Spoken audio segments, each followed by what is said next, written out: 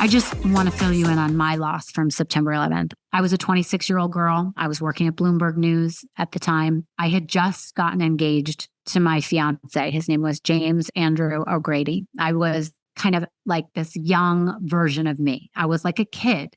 He was 32. He was very mature. He was very funny, very gregarious, gorgeous guy, former swimmer at UCLA, super smart. I had met Andy 3 years before. We met on a blind date. My best friend at the time, Allison, was dating somebody in his firm, and they set us up on a blind date. And it was very funny because Allison didn't know Andy, and Andy didn't know Allison. And the guy that she was dating didn't know me. But his name was Kevin. Kevin convinced Andy to call me and that I was the greatest thing ever.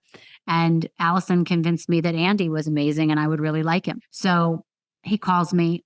And I got to be honest, he gave great phone. He had this amazing voice, this like belly laugh. And I really, we spoke for like an hour and a half the first night we spoke. And I really wanted to meet him. And I remember at the end of the phone call, he said, well, listen, the next step is we should meet in person. And if I don't find you attractive, then we don't have to speak again. And I thought that was just so honest.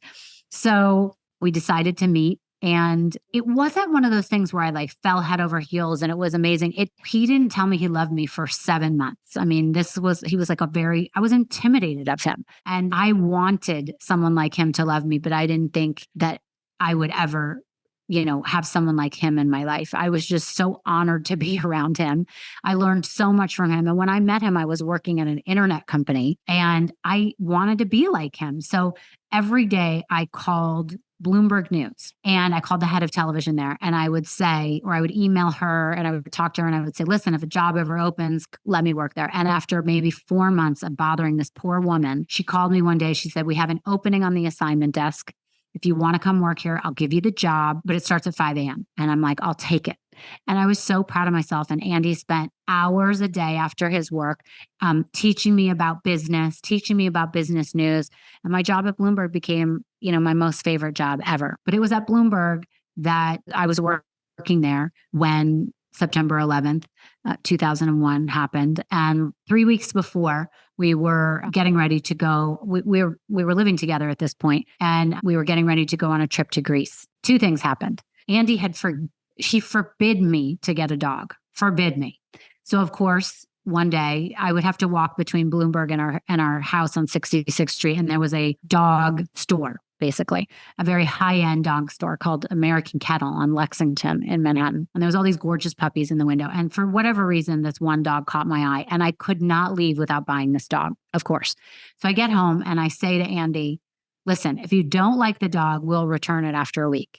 I have all these gorgeous pictures of Andy and the dog. We named him Mickey. He was the smallest little chihuahua with blue eyes, short-haired chihuahua, hanging out, sleeping together, taking naps together. I loved this dog so much. We had the dog for about, 3 weeks. And one day, Mickey started getting seizures. Long story short, we had to put Mickey to sleep. I promise the story is going somewhere. So I was devastated. So Andy was with me when we had to put the dog down.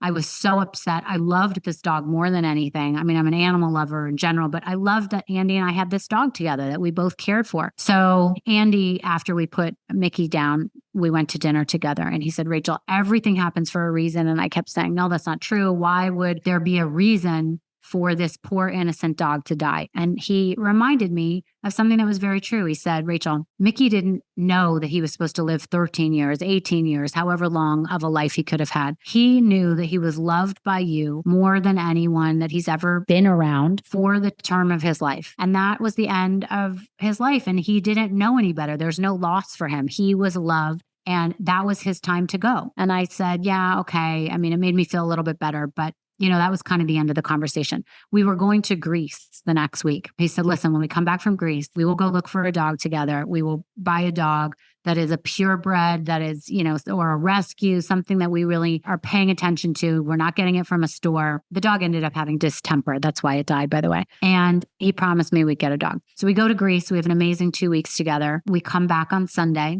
We go to work Monday morning. At the time, I don't know if you guys remember this because it seems so long ago, but you had actual cameras, and we had a disposable camera, which you had to go to like a 1 hour photo or a photo developing place to get the photos. And it actually had negatives in the photos, right? So we got 6 packs of photos back Monday night, September 10th. And we were looking through all the photos of our trip, and we were having, we were so happy to get these photos back. So the morning of September 11th rolls around, and we had 2 bathrooms. So I had to get up for work at 5 a.m. I was still working the 5 a.m. shift at Bloomberg. And I went in the bathroom. I took a shower. I put 1 towel on the floor, 1 towel around my body, and 1 towel around my head. And I go into the second bathroom to get ready. When I came out of the bathroom around probably 4:40 in the morning, Andy was sitting on the couch in our living room, and he was watching the Weather Channel. And I was going to be late for work, so I'm kind of rushing around. And he says to me, "Hey, babe, I want to take those photos to work with me today. Where are they?" So I give him all the photos, and I sort of head to the door to leave. And I say, "You know what,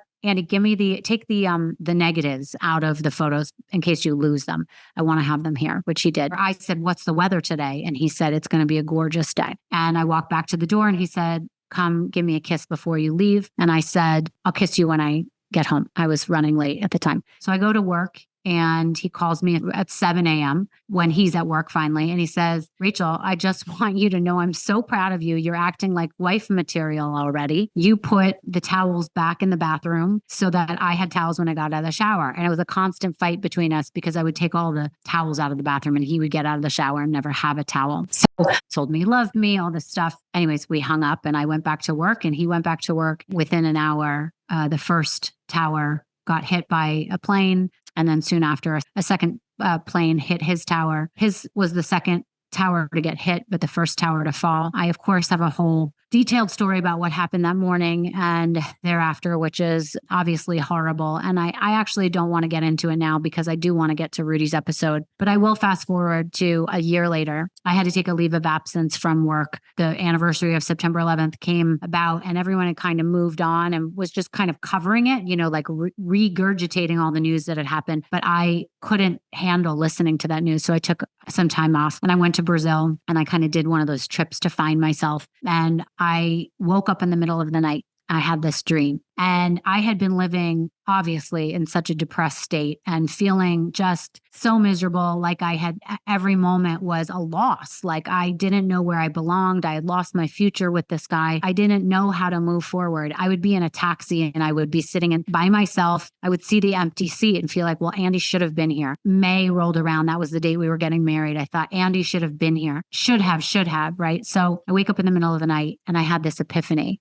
And I said, oh my God, the reason that Mickey died was so Andy could be the one to teach me the lesson that Andy lived his life for the duration of what he was supposed to live. He wasn't supposed to live till he might be 80 or 90 or even 50. He was supposed to die when he was supposed to die. And I should appreciate the fact that I got to love him, and he got to love me for the time that he was here. And he lived a full life, and to not be upset by it and to just know that he was okay. The reason that Mickey died was so Andy could teach me that lesson and say that to me so that I could move on when Andy died. To me, that's my story of my long story about Mickey dying. And I just wanted to, let you guys know that obviously there's not a day that goes by that I don't think of Andy, but it's on September 11th that I want to remind of this wonderful person, James Andrew O'Grady, who lived a full life, who was the most wonderful person I knew. And I was lucky to have been loved by him. I'm sorry if you have a loss from September 11th.